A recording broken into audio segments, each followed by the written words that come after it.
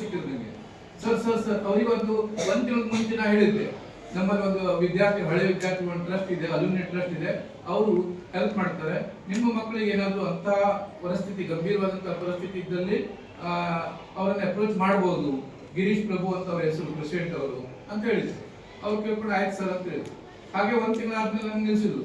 Sir ನಮ್ಗೊಂದು, ನೀವು ಆಗ ಹೇಳಿದ್ರಲ್ಲ, ನಿಮ್ಮ ಪ್ರೆಸಿಡೆಂಟ್, ಅಲ್ಯೂಮಿನಿ ಟ್ರಸ್ಟ್ ನ ಪ್ರೆಸಿಡೆಂಟ್ ಹೆಲ್ಪ್ ಮಾಡ್ತಾರೆ ಅಂತ ಹೇಳಿ, ನಮ್ಮೊಂದು ವಿದ್ಯಾರ್ಥಿಗೆ ಹೆಲ್ಪ್ ಬೇಕಾಗಿತ್ತು ಅಂತ. ಏನಾಗಿದೆ ಅಲ್ಲ, ಅವನಿಗೆ ಓಪನ್ ಹಾರ್ಟ್ ಸರ್ಜರಿ 2 ಸಲ ಆಯ್ತು. ಫಸ್ಟ್ ಆಪರೇಷನ್ ಫೇಲ್ ಆಯ್ತು, ಸೆಕೆಂಡ್ ಆಪರೇಷನ್ ಸಕ್ಸಸ್ಫುಲ್ ಆಗಿದೆ ದೇವರ ಕೃಪೆಯಿಂದ. ಆದ್ರೆ ಅವ್ರು ತುಂಬಾ ಬಡವರು, ಅವ್ರಿಗೆ ಇವತ್ತು ಹೆಲ್ಪ್ ಬೇಕಾಗಿದೆ. ಮನೇಲಿ ಮಲ್ಕೊಳ್ಳಿ ಒಂದು ಗಾದಿ ಕೂಡ ಇಲ್ಲ ಆ ಪೇಷಂಟಿಗೆ ಮಲ್ಕೊಳ್ಳಿ ಅಂತ ಹೇಳಿ.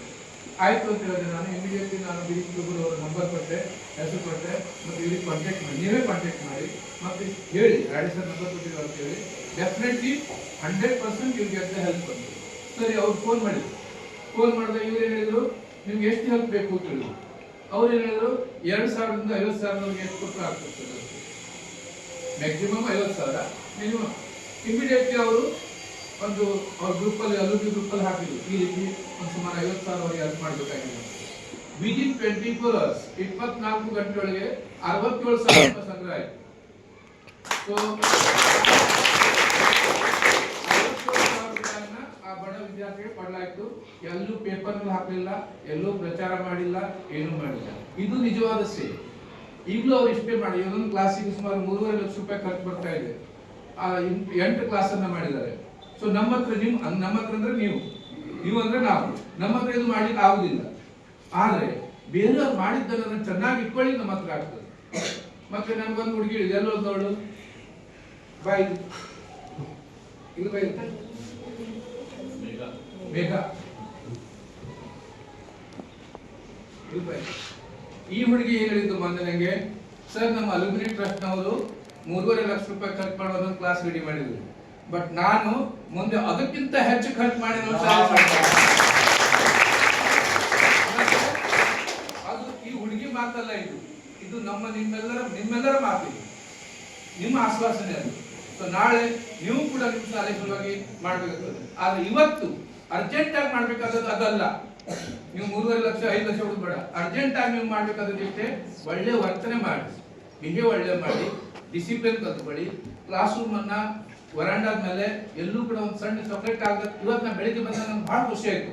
ಯಾಕಂದ್ರೆ ಇಡೀ ಆವರಣದಲ್ಲಿ ಒಂದೇ ಒಂದು ಸಣ್ಣ ಚಾಕ್ಲೇಟ್ ಕಾಗದನ ಕಾಣಲಿಲ್ಲ. ಹುಡುಕ್ತೆ ನಾನು, ಇವತ್ತು ಸ್ಪೆಷಲ್ ಹುಡುಕ್ತೆ, ಎಲ್ಲೂ ಕಾಣಲಿಲ್ಲ ನನಗೆ. ಸೊ ಆ ರೀತಿ ಸ್ವಚ್ಛ ಇತ್ತು. ಅದು ಯಾವತ್ತೂ ಇರಬೇಕು, 24 hours ಇರಬೇಕು. ಸೊ ಆ ಕೆಲಸ ನೀವು ಮಾಡಬೇಕು. ನೀವು 3.5 ಲಕ್ಷ ಆಮೇಲೆ ಕೊಡಿ, ದೊಡ್ಡದಾದ್ಮೇಲೆ. ಸದ್ಯ ಏನ್ ಕೊಡ್ಬೇಕಂತ, ಕ್ಲಾಸ್ ರೂಮ್, ವರಾಂಡ, ಗೇಟ್ ನಿಂದ ಹಿಡಿದು ಇಲ್ಲಿವರೆಗೆ ಎಲ್ಲೂ ಒಂದು ಸಣ್ಣ ಚಾಕ್ಲೇಟ್ ಕಾಗದ ಬಿದ್ರೆ ಏನ್ ಮಾಡ್ಬೇಕು, ನಾನು ಎತ್ಕೊಂಡು ಕಿಸೆ ಹಾಕೋತೇನೆ. ಆದ್ರೆ ನಮ್ಮ ಮಕ್ಕಳು ಹೆಡ್ ಮಾಸ್ಟರ್ ಎತ್ಕೋತಾ ಇದ್ರೆ, ಸರ್ ಬೇಡ ಸರ್ ನಾ ಎತ್ತೇನೆ ಅಂತ ಹೇಳುದಿಲ್ಲ. ಅದಾಗಬೇಕು. ನೀವು ಅದನ್ನ ಎತ್ಕೊಂಡು ಕಿಸೆಗೆ ಹಾಕೊಳ್ಬೇಕು, ಸ್ವಚ್ಛತೆ ಕಾಪಾಡಬೇಕು, ಡಿಸಿಪ್ಲಿನ್ ಕಾಪಾಡಬೇಕು. ಮತ್ತೆ ಕೊನೆಯದಾಗಿ ಈಗ 3 ಲಕ್ಷ ರೂಪಾಯಿ ರೆಡಿ ಇದೆ ಕಿಶೆಲ್ ಅವ್ರದ್ದು. ಕಿಶೆಲ್ ಅಂದ್ರೆ ಬ್ಯಾಂಕ್ ಅಲ್ಲಿ ಇಟ್ಟಿದ್ದಾರೆ, ರೆಡಿ ಇದೆ. ಅದನ್ನ ಯಾವಾಗ ತೆಗೆದುಕೊಳ್ತೀನೋ ಆಗಿದೆ ಅವರಿಗೆ. ಆದ್ರೆ ವೇಟಿಂಗ್ ಫಾರ್ ಯುವರ್ ರಿಸಲ್ಟ್, ನಿಮ್ದು ರಿಸಲ್ಟ್ ವೇಟ್ ಮಾಡ್ತಾ ಇದ್ದಾರೆ, ಅಲ್ಲಿ ಸ್ಕೂಲ್ ಫೀಡ್ ಮಾಡ್ತಾ ಇದ್ದಾರೆ. ಆ ರಿಸಲ್ಟ್ ನೋಡಿ ನಿಮ್ಗೆ ಸಿಗ್ತದೆ. ಸೊ ದಯವಿಟ್ಟು ನೀವು 3 ಲಕ್ಷ 5 ಲಕ್ಷ 50 ಲಕ್ಷ ಆಮೇಲೆ ಕೊಡೋದು.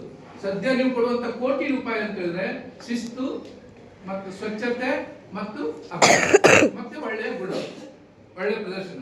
ಏನಾಗ್ತೀವಿ, ಇಂಜಿನಿಯರ್ ಆಗ್ತೀನಿ, ಡಾಕ್ಟರ್ ಆಗ್ತೀನಿ ಅಂತ ಹೇಳ್ತಾರೆ. ಇಂಜಿನಿಯರ್ ಆದಾಗಿಲ್ಲ, ಬೆಸ್ಟ್ ಇಂಜಿನಿಯರ್ ಆಗಬೇಕು. ಡಾಕ್ಟರ್ ಆದಾಗಿಲ್ಲ, ಬೆಸ್ಟ್ ಡಾಕ್ಟರ್ ಆಗಬೇಕು. ಟೀಚರ್ ಆದಾಗಿಲ್ಲ, ಬೆಸ್ಟ್ ಟೀಚರ್ ಆಗಬೇಕು. ಏನೇ ಆದ್ರೂ ಬೆಸ್ಟ್ ಆಗಬೇಕು. Okay, so thank you all. ಜ್ವರ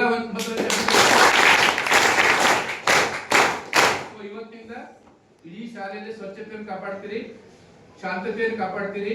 ಈ ಮಕ್ಕಳು ಸರ್ ಎಲ್ಲರಷ್ಟಿಂದ 7th ಕ್ಲಾಸ್ ಮಕ್ಕಳು, ಇವರು ಟಾಪ್ ಮೋಸ್ಟ್ ಇದ್ದಾರೆ ಇಡೀ ಶಾಲೆಯಲ್ಲಿ, ಹಿಂದೂ ಹೈಸ್ಕೂಲಲ್ಲಿ. ಮಕ್ಕಳು ನಿಂತ್ಕೊಳ್ಳಿ. ಇವ್ರು ನಾಳೆ 10th ಹೋದ್ಮೇಲೆ ಇವರಲ್ಲಿ 90% ಮಕ್ಕಳಿಗೆ ಅಬೋ 90 ಮಾಡುವಂತ ಸಾಮರ್ಥ್ಯ ಇದೆ. ಮಾಡಬೇಕು, ಅವ್ರು ಬಿಡಬೇಕು. ಏನು ಗದ್ದಲ ಬಾಳ ಮಾಡ್ತಾರೆ.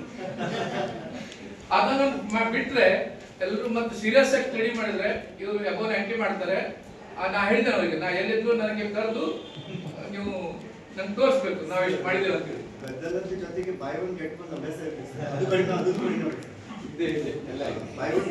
ಈ ಮಕ್ಕಳಲ್ಲಿದೆ.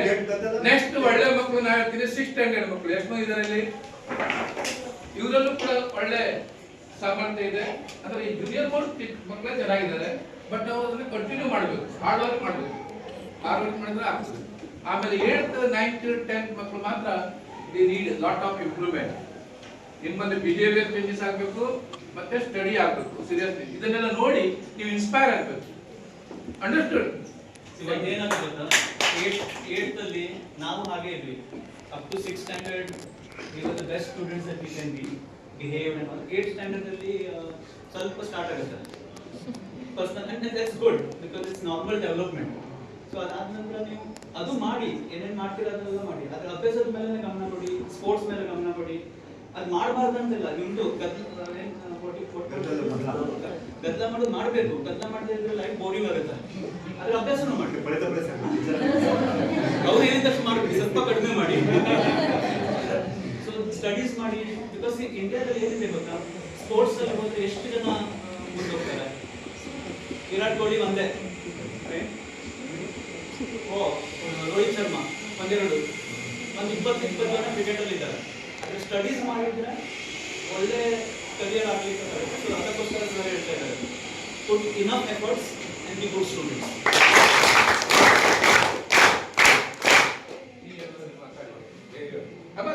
ನೋಡಿ ನೋಡಿ, ನಾ ಇದೆಲ್ಲ ಅಪ್ರಿಷಿಯೇಟ್ ಮಾಡಿದ್ದಾರೆ. ಏನಾದ್ರು ಹೇಳಿ, ನಾವು ಕೇಳ್ತೇವೆ.